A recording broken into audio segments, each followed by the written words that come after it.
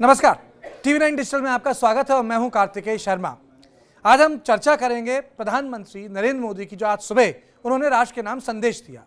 प्रधानमंत्री नरेंद्र मोदी ने अपने राष्ट्र के नाम के संदेश में एक महत्वपूर्ण बात कही। उन्होंने कहा कि वो जो आम राय बनाना चाहते थे, 3 कानून जो संसद ने पास किए थे किसानों के सुधारों को लेकर, रिफॉर्म्स को लेकर, अब वो उनको वापस करना चाहते हैं। प्रधानमंत्री नरेंद्र मोदी ने कहा कि इसकी जिम्मेदारी मैं लेता हूं। आम राय नहीं बन पाई, लेकिन कोशिश यही थी उनकी सरकार की कि जो 80% गरीब और किसानों का जो पिछड़ा तबका है, जो छोटी ज़मीन पे, कम ज़मीन पर खेती करता है, उनके लिए थी। और उसके बाद प्रधानमंत्री ने बोला कि वो चाहते हैं कि अब इस पूरे विवाद पर, इस पूरे प्रकरण पर एक तरह से विराम लग जाए। इस अप्रत्याशित मैं कहूँगा कि राष्ट्र के नाम जो संदेश आज गुरु पूरब के दिन दिया, उसका कई किसान के वर्गों ने स्वागत किया। एक वर्ग ने बोला कि देखेंगे शीतकालीन सत्र में कब कैसे ये पास होता है बिल, जिससे रिपील होगा ये पूरा का पूरा कानून। लेकिन मोटी बात ये कि जो जन आंदोलन चला, जिसमें पंजाब, पश्चिमी उत्तर प्रदेश, दिल्ली, हरियाणा और लगभग कुछ तराई के इलाके जिसमें शामिल थे, इस पर चर्चा करने के लिए मेरे सहयोगी ब्रजेश पांडे मौजूद हैं, जो खुद एक अरसे से संघ और भारतीय जनता पार्टी कवर करते रहे हैं। लेकिन उससे पहले मैं चाहूंगा कि आप खुद सुने कि प्रधानमंत्री ने आज सुबह अपने भाषण में क्या कहा। मैं आज देशवासियों से क्षमा मांगते हुए और पवित्र हृदय से कहना चाहता हूं कि शायद हमारी तपस्या में ही कोई कमी रही होगी। ये समय किसी को भी दोष देने का नहीं है कि हमने 3 कृषि कानूनों को वापस लेने का, रिपील करने का निर्णय लिया है। अपने सभी आंदोलनरत किसान साथियों से आग्रह कर रहा हूं, अपने अपने घर लौटे। इससे पहले कि मैं ब्रजेश से सवाल पूछूं, जिसकी एक लंबी लिस्ट लेके मैं आया हूं, लेकिन मैं दर्शकों को पहले बताना चाहूंगा कि सुप्रीम कोर्ट पहले ही इन कानूनों को स्टे कर चुका था। तो मोटी बात यह है कि कानून एप्लीकेशन में नहीं थे, यानी कि जो प्रस्ताव पास हुए थे वो पहले से ही सुप्रीम कोर्ट के आदेश पर रुके हुए थे। जो सरकार ने फैसला लिया वो एक मैं कहूँगा कि एक पॉलिटिकल रोल बैक था, यानी जिस चीज़ पे किसान अड़े हुए थे और सरकार अड़ी हुई थी, वो एक जो इम्पासे था टूटा। तो ब्रजेश, पहला सवाल आपसे ये कि ये सरकार ने फैसला अभी क्यों लिया? देखिए, इस पूरे फैसले पे साफ तौर पे लिखा हुआ है कि आने वाले चुनाव में सरकार को ये स्पष्ट नज़र आ रहा था कि कैसे ये किसान आंदोलन पश्चिम उत्तर प्रदेश में उनके आंकड़े खराब कर सकता है, पंजाब में स्थिति उनकी पूरी तरह से बिगाड़ सकता है और आम आदमी पार्टी या कांग्रेस को काफ़ी मदद कर सकता है। इसी पूरे सरकार की तरफ से जो सर्वेस कराए जा रहे थे और जो तमाम सर्वेस आ रहे थे, वो साफ दिखा रहे थे कि पिछले 1 महीने में सरकार की पॉपुलैरिटी, सरकार की सीटों की संख्या लगातार नीचे चली आ रही थी। पश्चिम उत्तर प्रदेश जो इनका मेन गढ़ माना जाता है, 2017 में इन्होंने मैक्सिमम सीट जीती, वहां पर भाजपा के कई नेताओं को घुसने में दिक्कत हो रही थी और वहां पर उनको खासा विरोध का सामना करना पड़ रहा था। तो भाजपा के सामने स्थिति एकदम स्पष्ट थी कि आप अपने फार्म कानून को लेकर अपने रवैये पर कायम रहें और उत्तर प्रदेश जैसे महत्वपूर्ण स्टेट को या हार जाएं या सीटों की संख्या इतनी कम हो जाए कि जो छोटी छोटी पार्टियां हैं वो अपनी मनमानी कर सकें। तो इन दोनों के बीच बीजेपी ने यह कड़वा घूंट पिया और 1 साल से जब बीजेपी कह रही थी, मैंने इन तमाम ये पार्लेस को कवर किया कि हम किसी भी सूरत में पीछे नहीं हटेंगे, आज स्वयं प्रधानमंत्री को यह अनाउंस करना पड़ा। ये पहली बार तो नहीं हो रहा ब्रजेश, इस तरह की, जिसे एक शब्द इस्तेमाल करते हैं अंग्रेजी में, स्ट्रेटेजिक रिट्रीट कहते हैं, कि मतलब आप कुछ वक्त के लिए एक चीज को छोड़ देते हैं। 2015 में लैंड एक्विजिशन बिल ठंडे बस्ते में डाला, याद होगा आपको 2017 में 2018 के गुजरात के विधानसभा चुनावों से पहले गुड्स एंड टैक्सेस, जिसको लेकर सूरत के ट्रेडर्स में बहुत ज्यादा नाराजगी थी, उसकी ट्वीकिंग अरुण जेटली ने खुद की, और ये तीसरी बार हुआ। आपको लगता है कि बीजेपी के जो प्रोस्पेक्ट्स हैं सुधरेंगे इससे? देखिए, बिल्कुल बीजेपी का मानना है कि जिस तरह से वहाँ पश्चिम उत्तर प्रदेश के किसानों से उनकी जो लगातार बातचीत चल रही थी, तमाम जो जाट नेता है जिनको इन्होंने इस काम पे लगाया था, रीच आउट के काम पे लगाया था जिससे बीजेपी की स्थिति सुधरे, जो फीडबैक मिल रहा था वो यही था कि यदि कृषि कानून सरकार वापस ले लेती है तो जो किसानों का सरकार को लेकर गुस्सा है वो काफ़ी हद तक कम हो जाए। हालांकि बीजेपी में एक वर्ग का ये भी मानना है कि शायद इसे वापस लेने में थोड़ी देरी कर दी, क्योंकि अब किसानों का या जो आंदोलनकारी उनका मन बढ़ेगा और वो चाहेंगे कि सरकार एमएसपी स्थिति पे भी लिखित समझौता करे, और यदि इस चीज पे किसान अड़ गए तो वो सरकार के लिए किरकिरी साबित हो सकती है। लेकिन बाय एंड लार्ज बीजेपी की पार्टी का ये सोचना है कि इस निर्णय का पश्चिम उत्तर प्रदेश में अच्छा खासा प्रभाव पड़ेगा, और जो उनकी स्थिति थोड़ी डामाडोल नजर आ रही थी अब वो अब पहले से बेहतर होगी। आपको लगता है इसका असर पंजाब में होगा? अमरिंदर सिंह को भारतीय जनता पार्टी से बातचीत करने के लिए एक न्यूट्रल स्पेस मिल जाएगी, क्योंकि अमरिंदर सिंह के पास पार्टी तो है, लेकिन कहते हैं ना कि इस चुनाव में संगठन भी चाहिए होता है, फंड भी चाहिए होता है, बाकी तमाम चीज़ें चाहिए होती, दम चाहिए होता है। तो आपको लगता है गठबंधन, अंडरस्टैंडिंग, या जिसे कह सकें फ्रेंडली फाइट टाइप हो सकता है पंजाब में इसके बाद? देखिए, सबसे महत्वपूर्ण चीज़ यहाँ ये समझना होगा कि अमरिंदर सिंह की खुद की राजनीतिक साख कितनी बची है पंजाब में। जिस तरह से लोग पहले कहा जा रहा था, जब सिद्धू को पार्टी में लाया गया और अमरिंदर सिंह ने पार्टी छोड़ी या उनको चीफ मिनिस्टरशिप छोड़ने को कहा गया, ऐसा लग रहा था कि कांग्रेस में दो फाड़ हो जाएगा। ऐसा कुछ भी नहीं होता दिखा। तो तभी से ये कयास लगाए जा रहे थे कि क्या हम लोगों ने अमरिंदर सिंह के पॉलिटिकल रीच को ओवर एस्टिमेट कर लिया या कुछ हमने ज़्यादा उनको आंक लिया।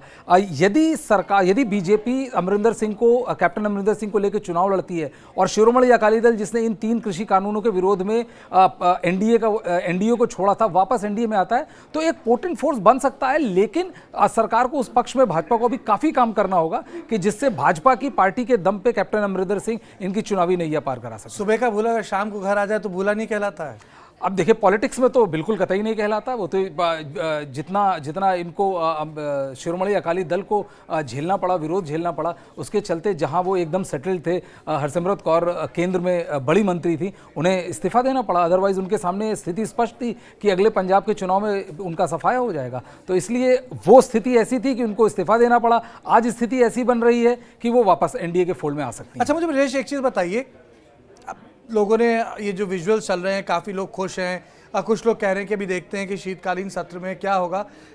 मुझे एक वाक़या याद है, राम मनोहर लोहिया 60 के दशक में कहते थे कि अगर संसद को गर्म रखना है तो सड़क को भी गर्म करना चाहिए, क्योंकि अगर सड़क गर्म नहीं है तो संसद ठंडी हो जाएगी।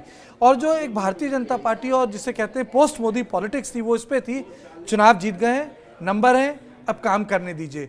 तो ये जो एक द्वंद्व हुआ कि मतलब नंबर तो है सरकार के, और कोई बात नहीं है बिल्कुल, लेकिन जो विपक्षी पार्टियां जो स्ट्रीट प्रोटेस्ट को लेके आती थी, वो पहली बार 7.5 साल में भारी हुई है।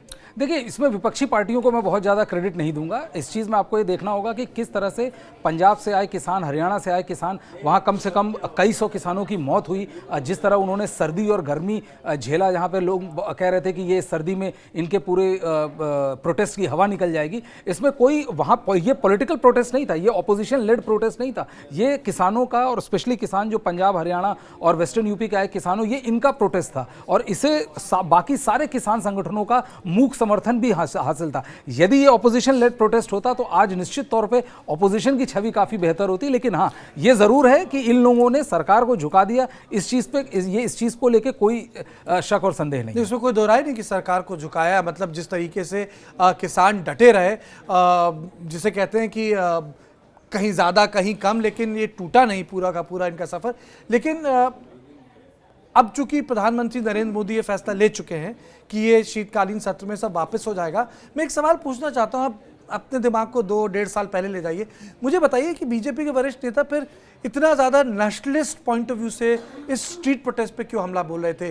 क्यों राष्ट्रवाद का इस्तेमाल हो रहा था उस वक्त? क्यों खालिस्तानी जैसे शब्द इस्तेमाल हो रहे थे? मुझे बताइए ऐसा क्यों हुआ, और फिर ये टर्न अराउंड क्यों हुआ 1.5 साल बाद? देखिए, कोई भी पार्टी और कोई भी इंडिविजुअल अपने ट्राइड एंड टेस्टेड फॉर्मूला को कभी नहीं छोड़ता।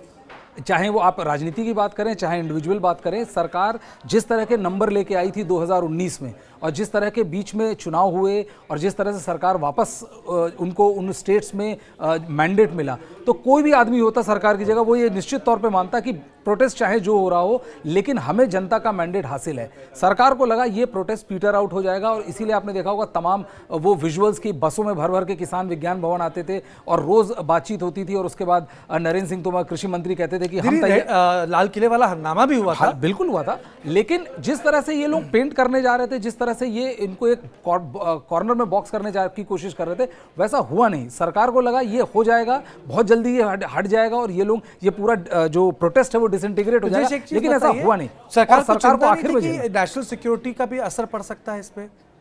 देखिए, सरकार कह रही है कि बिल्कुल इसमें खालिस्तानी एंगल भी सरकार एक्सप्लोर कर रही है अपनी तरफ से। आज सरकार की तरफ से ये भी बताया गया कि कैसे ये भी एक फैक्टर था जो सरकार ने जिसको फैक्टर इन किया ये कृषि कानून वापस करने में। लेकिन आप ओवरऑल देखें तो ये निश्चित तौर पे किसानों की हठधर्मिता की जीत है, और जिस तरह से उन्होंने तमाम संघर्ष किया, जिस तरह से उन्होंने तमाम तरह के आरोप सहे कि ये खालिस्तानी है, ये आतंकवादी हैं, ये हैं, वो हैं, लेकिन उसके बावजूद वो डटे रहे और आखिरकार सरकार को पीछे झुकना पड़ा। ब्रजेश जी, चिंता की बात नहीं कि जिस तरीके से 1970 में चौधरी चरण सिंह ने दिल्ली को एकदम रोक दिया था, इतनी विशाल रैली हुई थी, मुझे लगता नहीं उससे बड़ी कोई रैली हुई।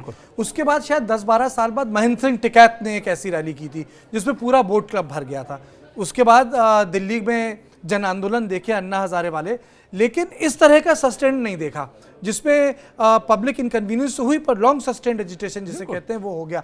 तो आपकी जब बीजेपी नेताओं से बात हुई होगी, इस विषय पे कभी चर्चा होती थी कि एकाएक किसान आंदोलन जीवित हो गया, जो शब्द इस्तेमाल में नहीं आते थे 80 के दशक में, और उसके बाद क्योंकि जो किसान आंदोलन था वो जातीय आंदोलन में टूट गया और जातीय वर्ग को लेकर मोबिलाइजेशन हुआ, उन्हीं के मुख्यमंत्री बने, इस पे कभी चर्चा होती थी? देखिए, इनको ये लग रहा था कि यदि अभी उत्तर प्रदेश का चुनाव नहीं होता तो शायद ये स्थिति आज नहीं होती, ये 3 किसान रिपील नहीं होते, उत्तर प्रदेश की का चुनाव था, किसान लॉ, बिल्कुल 3 फार्म लॉज बिल्कुल भी रिपील नहीं होते, क्योंकि चुनाव था उत्तर प्रदेश का, जो पश्चिमी उत्तर प्रदेश है, जो बीजेपी का गढ़ था, वो इस चुनाव से काफी प्रभावित था। और सरकार के सामने 2 ऑप्शन थे, या तो वो एक 1 स्टेप बैक जिससे कि आप 2 स्टेप आगे जा सकें ले, या अपनी जिद पे अड़े रहें और इसका राजनीतिक खामियाजा उठाएं। तो सरकार ने स्पष्ट कर दिया कि वो 1 कदम पीछे जाके 2 कदम आगे जाने के लिए तैयार है, ना कि अपनी राजनीतिक हठधर्मिता के चलते राजनीतिक खामियाजा भुगतने को तैयार है। जी बिल्कुल, वैसे ही जैसे एनआरसी को सस्पेंड किया गया बिल्कुल कुछ वक्त के लिए,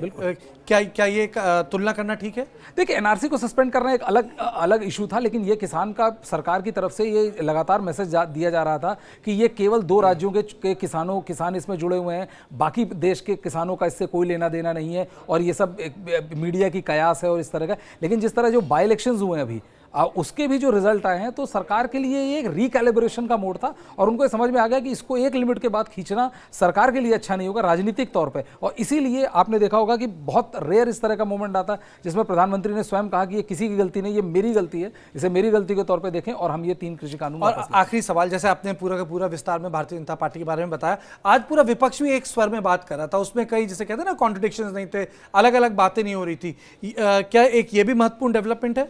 बिल्कुल, यदि आप अखिलेश यादव हैं तो आपके लिए बहुत महत्वपूर्ण डेवलपमेंट है, क्योंकि राजनीति आप संसाधन के साथ साथ अपने जोश और हौसले से लड़ते हैं। और एक स्थिति ऐसी कि जिसमें 1 साल से ये युद्ध लगातार चल रहा है, प्रोसेशन, और सरकार झुकने को तैयार नहीं, ऑल ऑफ अ सडन यदि सरकार बैकफुट पे जाती तो कोई भी विपक्षी पार्टी होगा उसको काफ़ी बल मिलेगा, और मुझे लगता है कि विपक्ष के लिए ये much needed shot in arm था। बिल्कुल बिल्कुल ब्रजेश, हमसे बात करने के लिए बहुत बहुत शुक्रिया। तो मेरे सहयोगी ब्रजेश बता रहे थे कि ये इसमें राजनीतिक समीकरण भी हैं, इसमें स्ट्रेटेजिक रिट्रीट भी है, इसमें एक विपक्षी यूनिटी भी है, लेकिन सबसे महत्वपूर्ण बात यह है कि ये केवल एक पॉलिटिकल आंदोलन नहीं था, इसमें सिविल सोसाइटी के लोग भी थे और किसानों का सेल्फ सस्टेन्ड आंदोलन था, जिसके संघर्ष को सरकार को कहीं ना कहीं उसकी जगह देनी पड़ी, जिसको लेकर प्रधानमंत्री ने आज कहा कि भाई ये सारी जिम्मेदारी मैं लेता हूं और ये रिफॉर्म्स करना चाह रहा था, मैं नहीं कर पाया। ये अलग डिबेट है कि क्या रिफॉर्म्स केवल कंसेंसस से हो सकते हैं या रिफॉर्म्स को आपको पुश करना पड़ता है, लेकिन वो एक अलग समय और वो एक अलग चर्चा होगी ब्रजेश के साथ। लेकिन अभी इस हमारी खास पेशकश में बस इतना ही। बाकी देश और दुनिया की खबरों के लिए आप देखते रहें TV9 डिजिटल।